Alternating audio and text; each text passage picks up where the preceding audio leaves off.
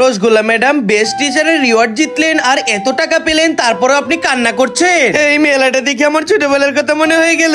আমি ওখানে উঠবো উঠবো উঠবো উঠবো। মা শান্ত হও, যা উঠো গিয়ে। অনেক মজা লাগছে। মা এই খাবারটা কিনে দাও না, আমার অনেক ক্ষুধা লেগেছে। বুড়ি আমার হাত ধরে রাখো, ছেড়ে দিও না। মা, গুড়িয়া। আন্টি আপনার গুড়িয়া তো হারিয়ে গিয়েছে।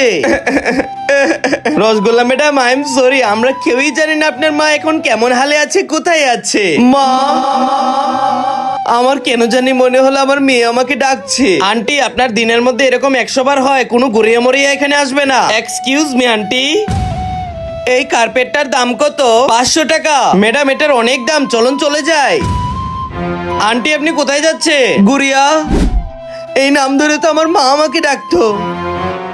মায়ের সবচেয়ে আদরের গুড়িয়া, আই লাভ ইউ মা। মাকে ভালোবাসতে লাইক সাবস্ক্রাইব করে দাও।